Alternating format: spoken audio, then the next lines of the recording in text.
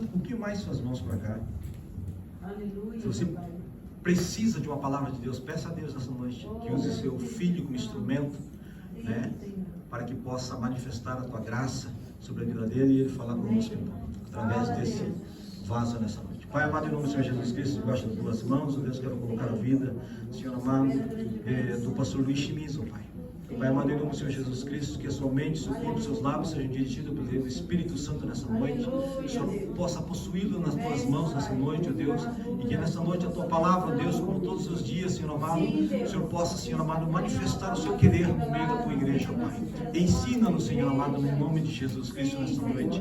Fala conosco, Deus, não aquilo que nós queremos ouvir, mas aquilo que nós precisamos ouvir nessa noite. Eu te peço e coloco nas tuas mãos, Senhor amado, a vida do pastor Luiz Chimizo, Pai, em nome de Jesus. Amém. Em nome de Jesus. Aleluia. Glória a Deus. Amém, Jesus. Oh, aleluia. Boa noite, irmãos. Amém. Queria que vocês abrissem, quem tiver sua Bíblia, por favor, Atos, Hechos, capítulo 2. Atos, capítulo 2, versículo 40. Glória a Deus.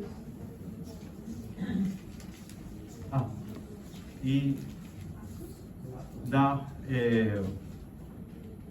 a Marisa São e a Ana São, que estão aqui. Boa noite. Glória a Deus.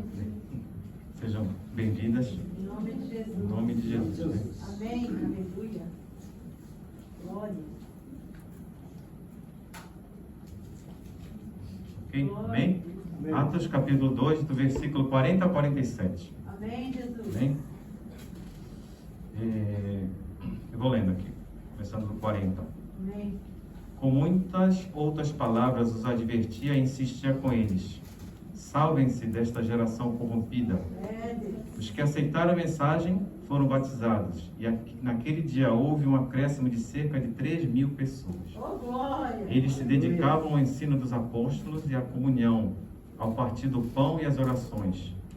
Todos estavam cheios de temor, e muitas maravilhas e sinais eram feitos pelos apóstolos. Os que criam mantinham-se unidos e tinham tudo em comum. Glória. Vendendo suas propriedades e bens, distribuíam a cada um conforme a sua necessidade. Todos os dias continuavam a reunir-se no pátio do templo. Partiam o pão em casa e juntos participavam das refeições, com alegria e sinceridade de coração, Amém, Jesus. louvando a Deus e tendo a simpatia de todo o povo.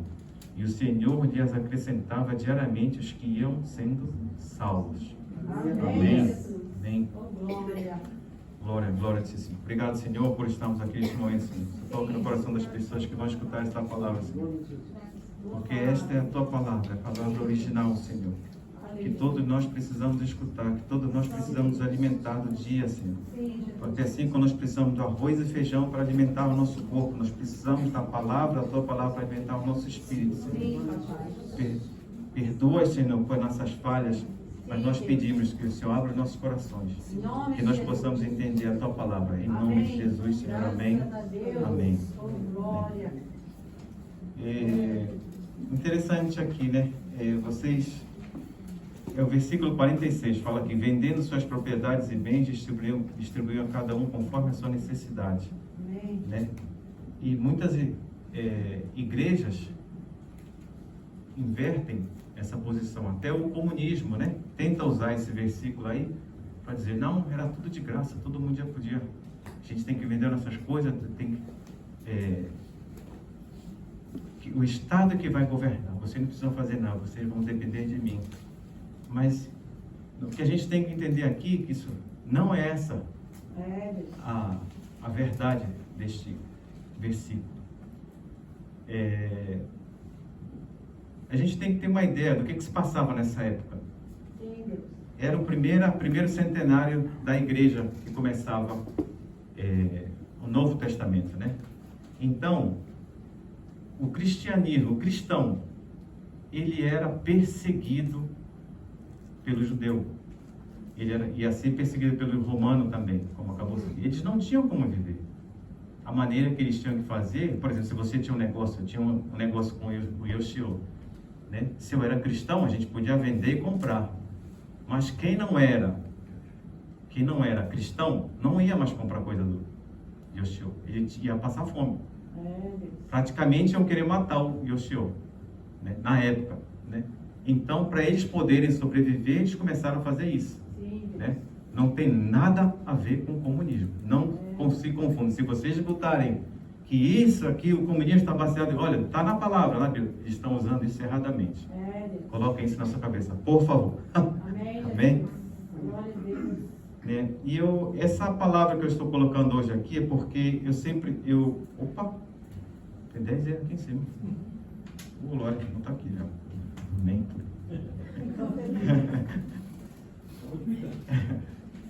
E alguns sabem que eu era piloto de navio, né? E eu costumava, quando o navio estava no mar, eu costumava ver farol. O farol. O farol, o que é o farol? O pessoal da língua espanhola consegue entender? Farol. Um farol é uma torre de sinalização luminosa situada em litoral marítimo ou terra firme, como referência e aviso costeiro ou aéreo para navegantes. Amém. E na época que eu viajava, 32 anos atrás, né? Esse farol ele era muito importante porque a gente não tinha o navegador satélite. Agora você está no seu carro, você tem um nave, né? Na época estava começando o navio, a gente começava a receber posição do satélite, mas era 1 a 2 vezes por dia só. E olhe lá, a gente precisava, principalmente quando estava vindo do alto mar, que começava a chegar próximo da costa, a gente precisava da posição do radar. O radar é uma antena que fica girando, ele joga um sinal, bate na terra e volta, e você sabe onde a distância, mas você não tem praticamente a direção. Então, a gente precisava do farol para poder saber a direção que a gente está. E a igreja, ela precisa ser o farol para o mundo. Eita glória.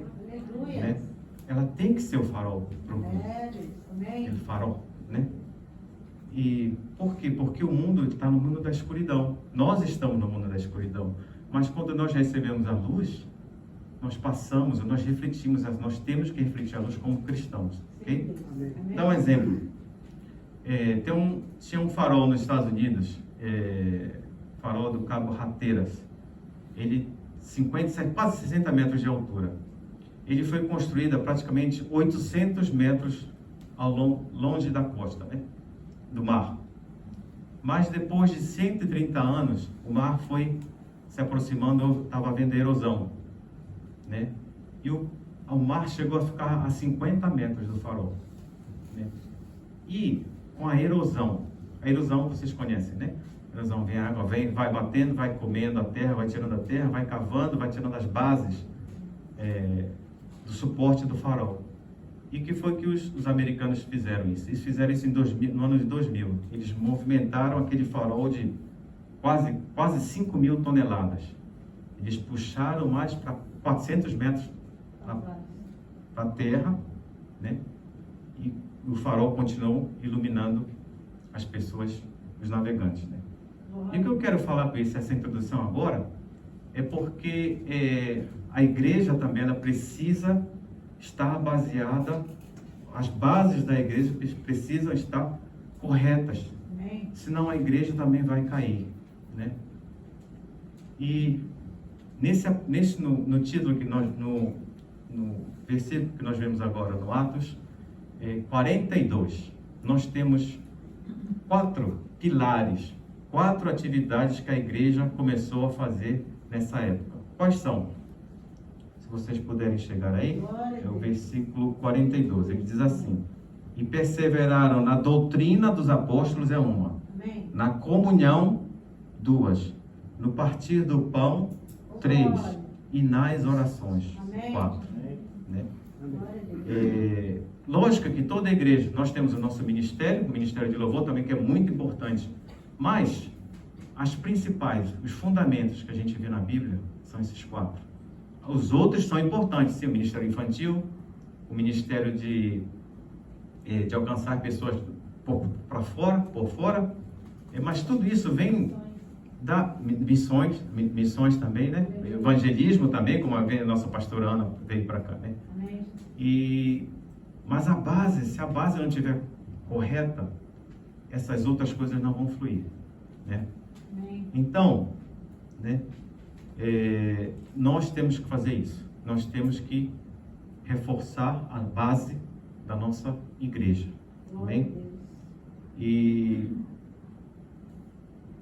interessante, né? Que a igreja ela não vai acabar. Amém. Com certeza, porque Jesus, nem que seja sobre um só remanescente, Sim. mas ele vai estar sendo suportado por Jesus, né? Sim. Nós vemos aqui em Mateus 16:8. Pois também, não precisa ir lá. Pois eu também te digo que tu és Pedro, e sobre esta pedra edificarei a minha igreja, e as portas do inferno não prevalecerão. Aleluia. Né? Mas nós vemos isso, né? Vai ter uma pessoa, vão ter os irmãos que vão estar orando, vão ter as pessoas que vão estar comungando, vão ter as pessoas que vão estar recebendo a palavra, né? Mas nós vemos agora no mundo todo, a igreja ela está caindo, ela está desmoronando pouco a pouco, né? Há um dia desses eu estava falando mais seriamente. Ontem eu estava falando com alguns amigos, né? Que nós vemos, por exemplo, o povo de Israel, ele começou acreditando em Jesus, em Deus, era um Deus. Mas vieram os deuses de Baal, e eles começaram a adorar outros deuses. Aí então Israel foi caindo, mas depois voltou, né? E qual a única nação que se aproxima do Israel neste mundo que no mundo ocidental? Os Estados Unidos. Os Estados Unidos ele foi criado também com base na palavra de Deus. Quando vieram os protestantes fugindo da Inglaterra, eles foram para os Estados Unidos, né? E basearam a vida deles, os métodos dele, o modo de viver dele. Você pode ler o dólar agora não. In God we trust. Que significa, nós acreditamos em Deus. Eles basearam a palavra deles em nosso Deus. O Deus de Abraão, de Isaac e de Jacó. Né? Amém. Mas agora você vê os Estados Unidos, depois de 1960, 1970, se rendendo a outros deuses, a outras coisas que não devem. E você vai vendo agora, por exemplo, daqui a pouco talvez não tenha mais o dinheiro em espécie, vai ser tudo, talvez, eletrônico, alguma coisa assim, né? A gente não vai poder mais ver aquele in God and Trust, nós acreditamos em Deus, né? Então a gente vai ver o mundo, as bases da igreja dos Estados Unidos estão caindo, e não vai ser só lá, né? A coisa vai ficando difícil, né? E a gente precisa estar firmando, né? Por exemplo, a pesquisa que eu li nos Estados Unidos. Por que eu falo isso? Por que você não fala do Japão, pastor? Porque não tem pesquisa sobre isso aqui no Japão, né?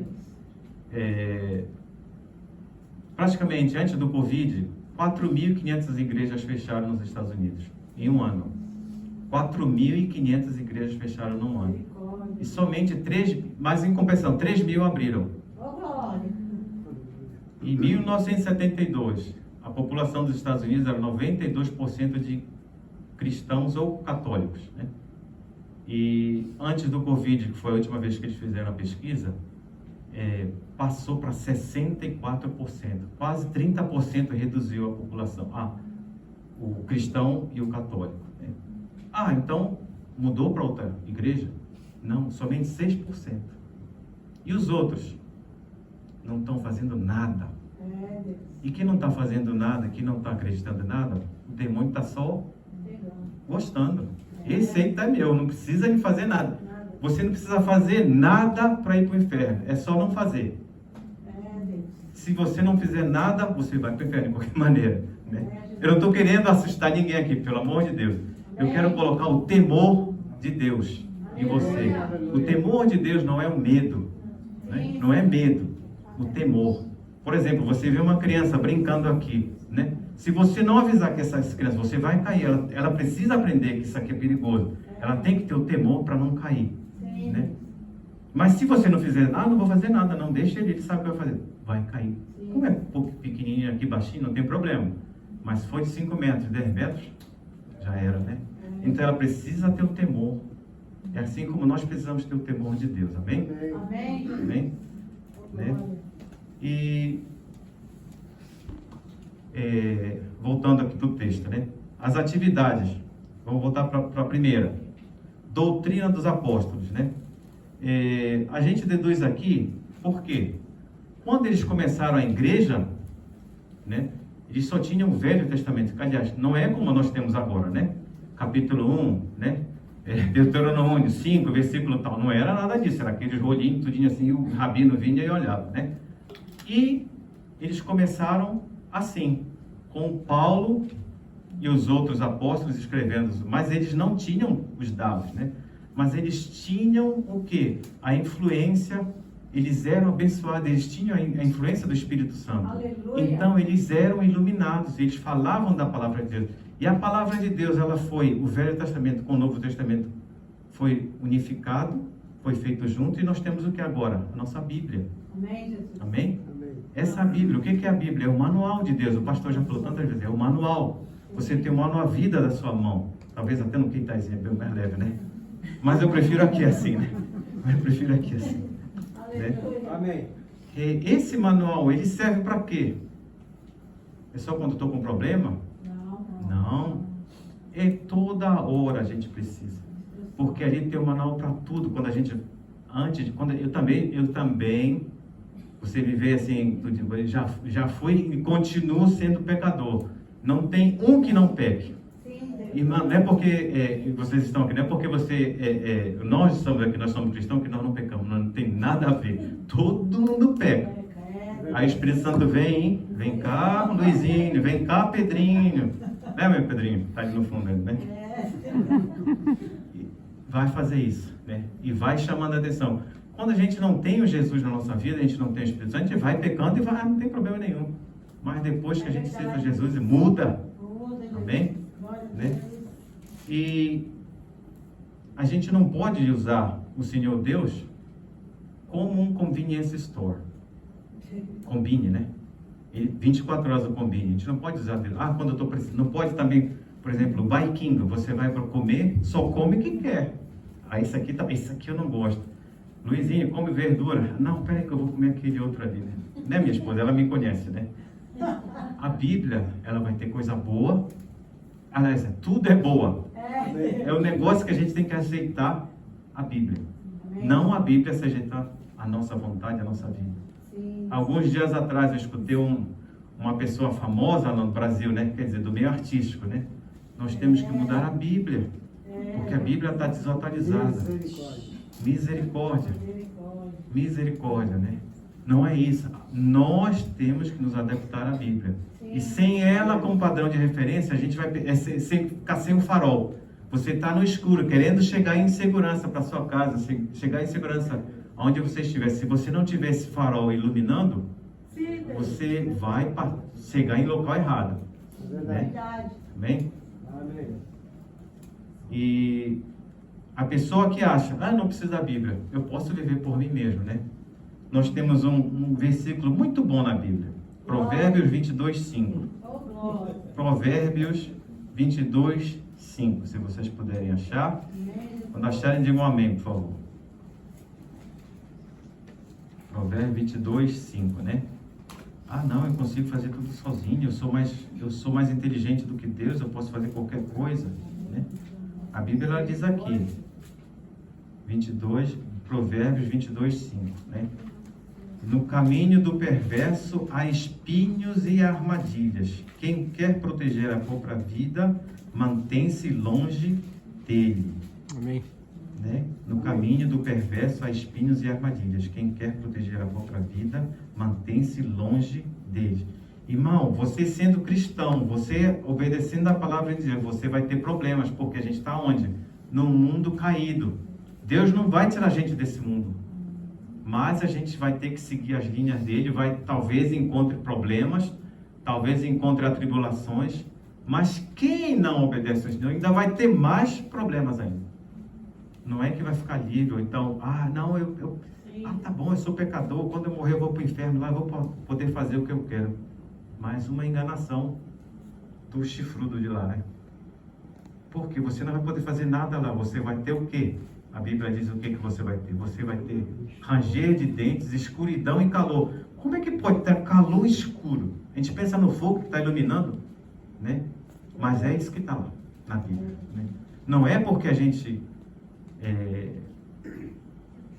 não quero colocar o que eu estou falando, não quero botar medo, eu quero colocar o temor no coração de vocês. Amém? Graças a Deus, Pai querido. E se você quiser a vida da maneira que viver de qualquer maneira, né, sem seguir a palavra do Senhor, e como eu disse anteriormente, você vai ter os problemas do mundo acrescentado às armadilhas do elemento de lá, né? E a gente falando da Bíblia, a Bíblia, né, como eu disse ainda há pouco, uma artista, uma pessoa famosa no Brasil, né, dizendo que a gente tem que mudar a Bíblia, né? E se a gente mudar a Bíblia, a gente vai deixar de falar da palavra de Deus, como ela tem que ser. Ela dói quando a gente está pecando. Irmão, quando você está com uma doença bem grave, você toma remédio com docinho, com açúcarzinho? Não, né? Você às vezes toma injeção que dói, você toma remédio amargo, mas aquele remédio vai cuidar de você. Ah, não, eu não quero, eu quero só uma águazinha com açúcar, não vai curar, né? E a Bíblia vai ser esse remédio para você, para mim. Eu estou falando para você, para mim também. Lógico que eu estou falando, isso serve para mim também, tá? Não vão pensando que o pastor, o senhor não peca. Não é isso, né? E as pessoas não vão encontrar o caminho para Jesus. Elas não vão saber. Você, nós estamos aqui, nós temos que ser o quê? Um espelho de Deus, né? Amém. E se ela não vê isso na sua ação, do jeito que você trata seu marido, do jeito que você trata sua esposa, do jeito que você trata o seu filho, do jeito que você trata o seu pai, do jeito que você trata a sua mãe, que negócio de cristão não muda nada. Ela vai ver no seu testemunho, nas suas ações, não na sua palavra. Porque é fácil a gente falar, né? Mas fazer é difícil. Eu tenho, quer dizer, na empresa onde eu trabalho, né, tem funcionários, né, que às vezes, qual o seu gol para esse um ano? Eu vou fazer isso, fazer aquilo. Escreveu, mas para fazer é difícil, né? É difícil. Não, então fala o que é possível de você fazer. E que se você não puder, então a gente faz depois, né? E aqui, no nosso mundo da Bíblia, no nosso mundo cristão, né? Você não vai conseguir fazer nada sozinho. Sim. Se você não tiver a ajuda do Espírito Santo, você não faz. Se você é pecador, não, quando eu ficar limpo, eu venho para a igreja. Irmão, quem gosta é o chifrudão de lá. Está só esperando, vem cá, meu filho, né? Jesus, o Espírito Santo vai ter que tocar em você e vai dar os remédios para você necessários para você sarar. Amém? Né? E interessante aqui, né? Por exemplo, a Bíblia. Mais um ponto interessante é que aqui, o mundo em que nós vivemos, o mundo está ficando cada vez mais perdido, né? Na minha próxima pregação, eu espero que daqui a não semana que vem, não, daqui a um mês, um pouco assim, né? Eu me preparo que eu tô pesquisando os outros assuntos aí também, pedindo ao Espírito Santo me iluminar, né? Mas a Bíblia fala a verdade, né? Em João 8,32 diz: conhecereis a verdade vos libertará, não é isso? Mas a verdade, geralmente, ela dói quando você não está de acordo com a verdade. Aí você quer mudar um pouquinho para lá, você quer mudar. A verdade é só uma. Não, papai, meu filho, não, papai, eu fiz isso, mas a verdade é essa aqui, né? A minha filha falava de uma maneira, meu filho falava de outra. A verdade era só uma, né? Alguém quebrou. Quem foi que quebrou, né? Mas era assim, tá? E se a gente não fizer isso, essa parte, essa verdade, a gente não vai poder falar para quem é o nosso vizinho, quem é a pessoa que está precisando, né? Se a gente não falar a verdade, eles vão perder o ponto de referência. A gente não vai poder falar, né? Porque nós acreditamos no cristianismo? Porque Jesus Cristo morreu e ressuscitou ao terceiro dia, né? Nós temos, depois que ele sair desse corpo material aqui, nós vamos ter um corpo glorificado. Aleluia. Não vai ser mais esse corpo. A gente nasce, quando a gente aceita Jesus, a gente nasce a segunda vez. A primeira vez a gente nasce naturalmente. A segunda é quando a gente aceita Jesus. Mas só vai morrer uma vez. Esse corpo material morre uma vez. Mas depois a gente vai ter a nossa vida com o corpo glorificado. Aleluia. Amém? Amém. Né? E a gente vai, se a gente não mostrar o caminho, se a gente não dizer, às vezes eu quero falar para aonde eu moro, né? Com minha tia mãe, com a minha mãe lá no Brasil, que a minha mãe acredita, minha mãe é católica, né? E a gente fica com medo de falar, né? Porque não quer magoar, porque não quer machucar, ou porque não quer ofender. Muitas vezes a gente não quer ofender. E a maneira de falar, a maneira... Meu irmão, você tem que deixar para o Espírito Santo, porque se você quiser fazer pela sua vontade, a minha vontade é cortar a cabeça, abrir no meio, falar de Jesus e fechar. Mas não dá. Eu queria fazer isso quando eu acabei de me converter, eu queria fazer isso com todo mundo. Eu quero falar. Não podia, não dá. E se a gente fizer essa pessoa, aí que é pior, né? Verdade? Mas a gente tem que tentar falar. A gente tem que falar da maneira, pede para o Espírito Santo iluminar, né? E a gente não pode ficar calado. Nós temos um exemplo grandíssimo da Alemanha em 1940, 1930, né? Em que eles foram seduzidos por um maníaco chamado Hitler, né? Vocês ficam caladinhos aí, deixa que eu cuido de vocês. Não, deixa que eu cuido de vocês. Não, o Estado vai cuidar de tudo. Aí veio um pastor alemão, lógico, né? O nome dele é Bonhoeffer. Ele disse: a igreja é a consciência do Estado. A igreja é a consciência do Estado. E ele lutou por isso. Ele lutou para tentar, né, parar o que eles estavam, porque os alemães estavam matando os judeus. Foram 6 milhões de judeus queimados, mortos, por causa da atuação desse um anticristo, né? Desse um deles, porque ainda tem outros ainda, né? Porque a igreja ficou calada. Não vou me meter, é problema político, é problema disso, eu não posso, porque a igreja não pode se misturar. Não, irmão, você tem que ver o mundo à sua volta.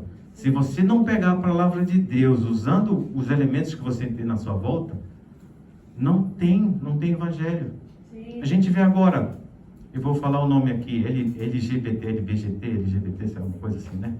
É porque pode ser homem pode casar com homem, mulher pode casar com mulher, né? A criança pode mudar o sexo, de 5, 6 anos de idade para a criança mudar de sexo. Pode uma coisa dessa? Né? E se a gente ficar caladinho, essa é da política, eu não vou me meter. Você tem que falar, você tem que dizer, não, eu não aceito. Se você não falar, quem é que vou? Nós, a igreja, nós temos que ser a bandeira da verdade. Nós não somos a verdade é Deus, mas nós temos que carregar essa bandeira. Em nome de Jesus, se a gente não fizer isso, quem que vai fazer? Se lembre dos 6 milhões de alemães que morreram anteriormente, né? Sim. E a Bíblia? A Bíblia tem tantas, né? A Bíblia é isso, a Bíblia é a palavra de Deus, lógico. A Bíblia é amor, a Bíblia é amor.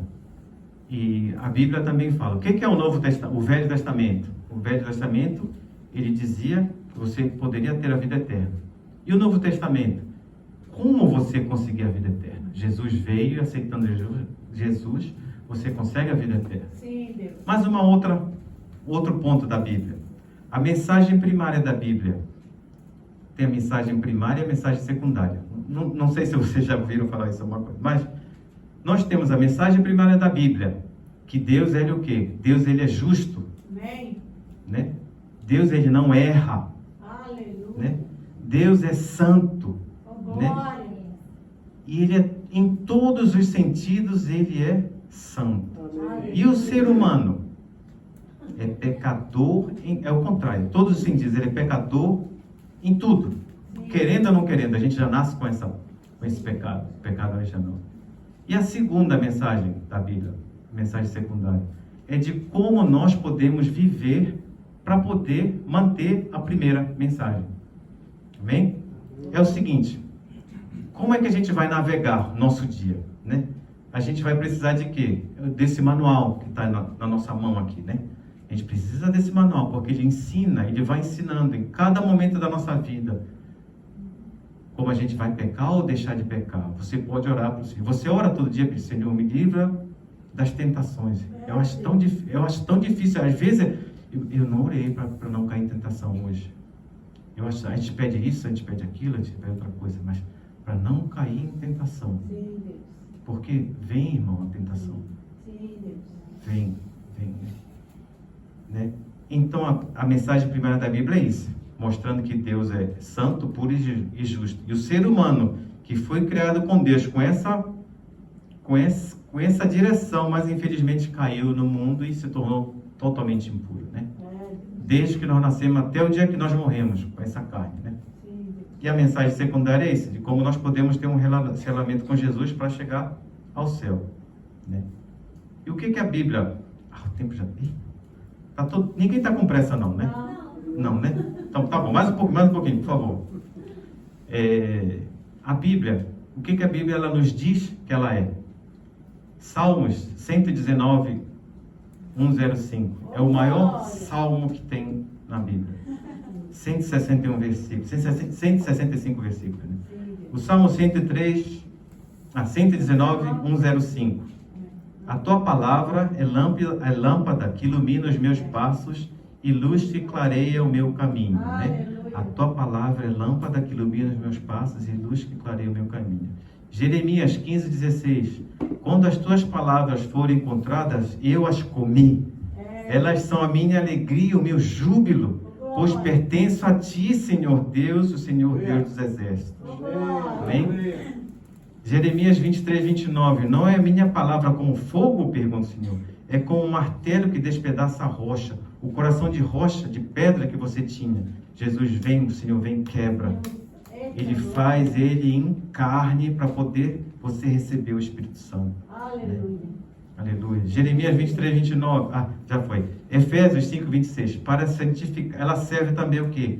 Para santificá-la, tendo-a purificado pelo lavar da água mediante a palavra. Amém. 1 Pedro 2,2. Como crianças recém-nascidas, desejem de coração o leite espiritual puro, para que por meio delas cresçam para a salvação. Amém? Né? E nós precisamos da Bíblia porque ela para ser o centro da nossa vida, né? E aqui na igreja também isso é muito importante. Não adianta a gente estar falando só de Deus e a gente não conhecer a palavra. A gente tem que falar, porque alguns irmãos não conhecem. Por que isso? Por que aquilo? Você tem que responder, né? Por isso a palavra de Deus é importantíssima. Amém?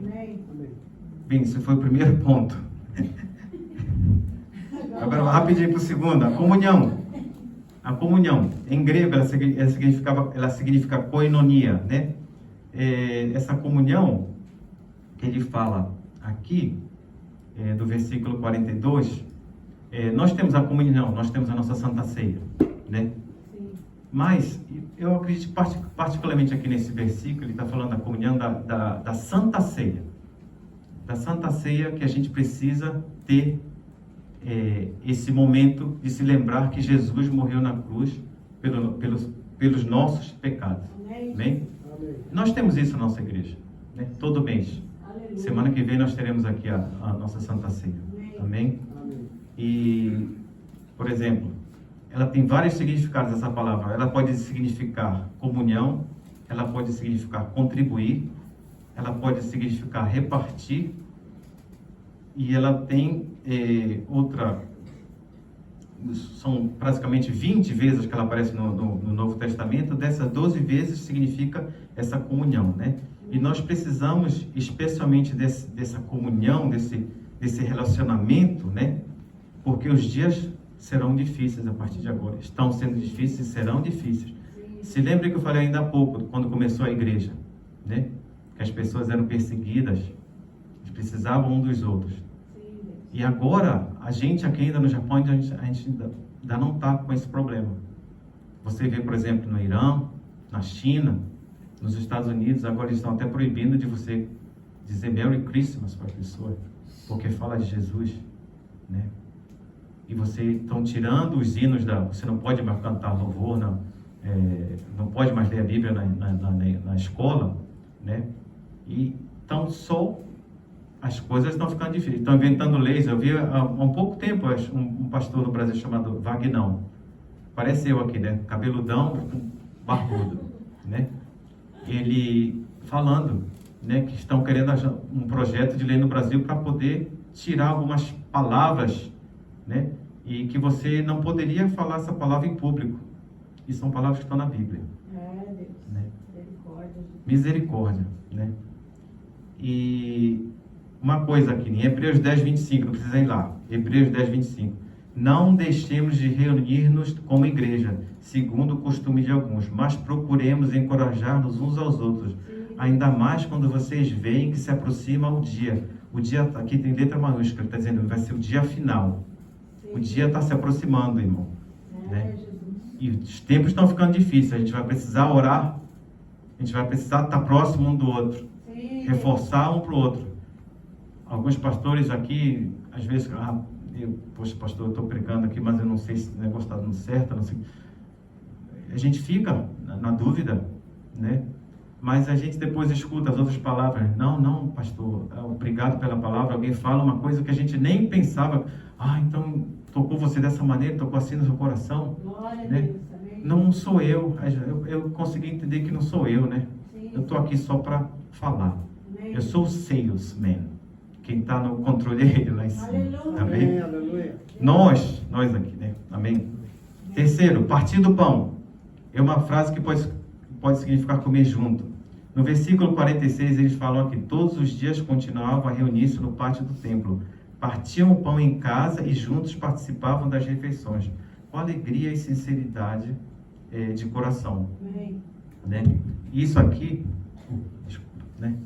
Eles pegavam um pão. Eu me lembro quando eu comecei aqui na igreja, né? Era um pão, era só um pãozinho, né? E todo mundo pegava um dedinho. Partia, né? Quando começou o corona, aí teve que ser dividido tudinho, né? Mas na época era assim, era um pão, você vinha, pegava, não sei, deviam ter lavado as mãos, eu acredito, né? E o vinho, eles bebiam, era uma taça só. Aí começava, por exemplo, aqui da irmã Ana Vera, ia passando. Aí você bebe tudo na mesma taça. Agora, né? Meu Deus. Não pode, tem que ser diferente. O pão não pode, porque pegou. Mas na época não. Por quê? O que eles tinham em mente, né? Talvez sobre coisa de germe, essas coisas, alguma coisa de...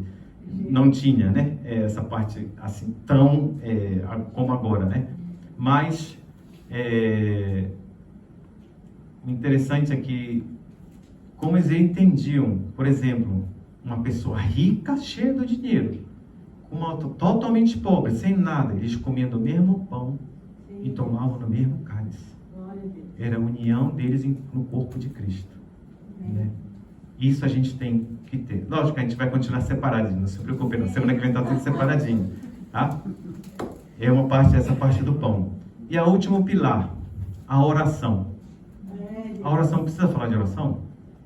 Já ouviu tanto, né, de oração, né? Já ouviu tanto de oração, nosso estudo bíblico falando de oração, né? Mas essa oração que ele está falando aqui não é uma oração particular, né? Você está orando sozinha, né? Marisa está orando sozinha, né? O William orando sozinho, não. É oração em grupo. É como nós temos aqui a intercessão.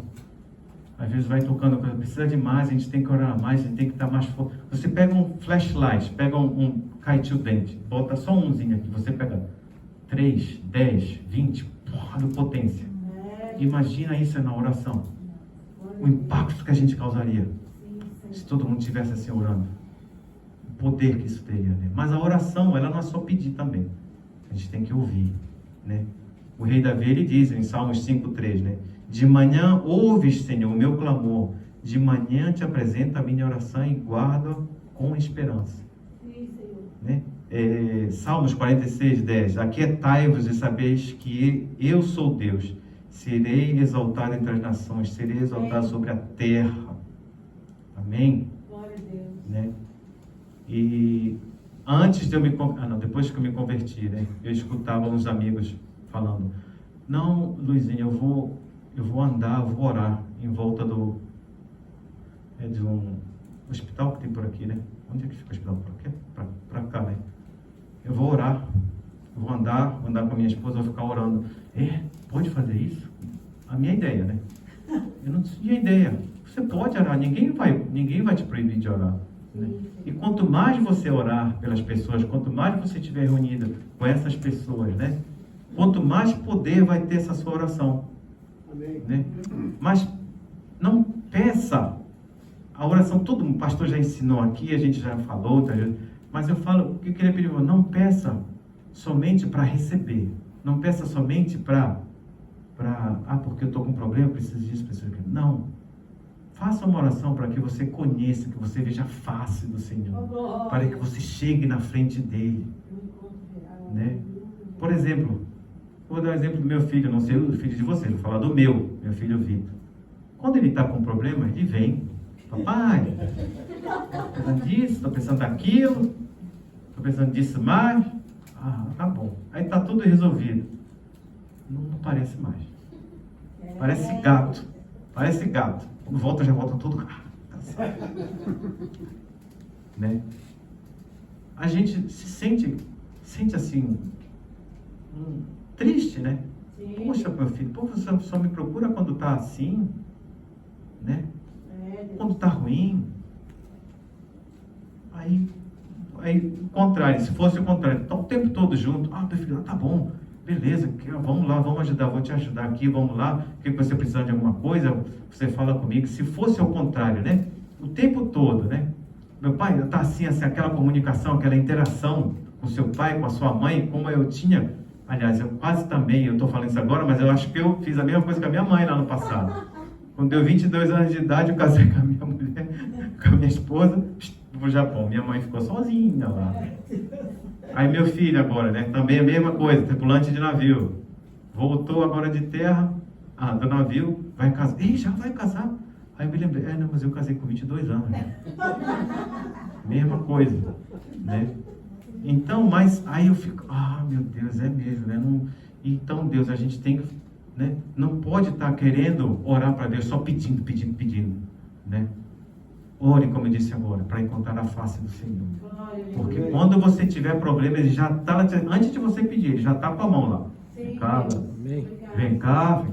William, já está aqui, já está. Eu estou dando só um exemplo, né, William? Tá? Não sei o que está, não tenho nem ideia. Amém, tá? Então, irmão, a oração é importante, você reza na sua casa, não precisa ninguém estar vendo, não seja que nem um fariseu que chegava na frente dos... Oh, meu Deus, de você. Passava uma ali, fechava o olho, batia, saia todo sangue. Mas eu não vou abrir meu olho para não pecar. O problema não era no olho, o problema era no coração. Deus. Né? Então, faça essa oração, ore, procure grupos de oração. Você não tem...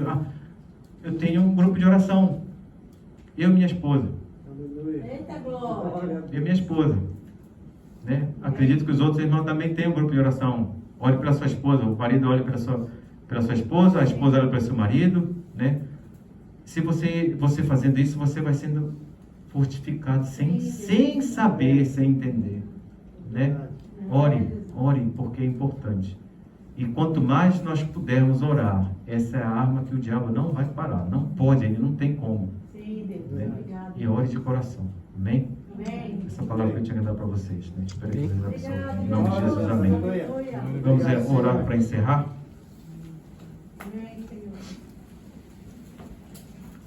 Vamos ficar de pé, por favor. Glória a Deus. Senhor Deus do universo, Criador de todas as coisas, Pai. Nós agradecemos pela palavra, Senhor, que o Senhor colocou na nossa mente hoje, Senhor, que o Senhor colocou no nosso coração. Que ela possa, Senhor, frutificar, tocar no coração dos nossos irmãos, dos nossos filhos, dos nossos parentes, amigos, Senhor, que talvez não tenham nunca escutado a Tua palavra, Senhor. Abençoa, Senhor, os irmãos que estão aqui, todos os que vieram aqui na Tua presença, Senhor, que eles sejam abençoados, guardados, que eles tenham uma semana de paz, de glória, Senhor. Guarda eles, Senhor, dá livramentos, mesmo eles não entendendo e nem sabendo que tiveram livramento, Senhor. Guarda e protege, Senhor, em nome de Jesus, Senhor. Que na próxima semana todos estejamos aqui, reunidos em Teu nome, para a honra e glória do Teu nome. Em nome de Jesus Cristo nós oramos. Amém. Amém. Amém. Está encerrado.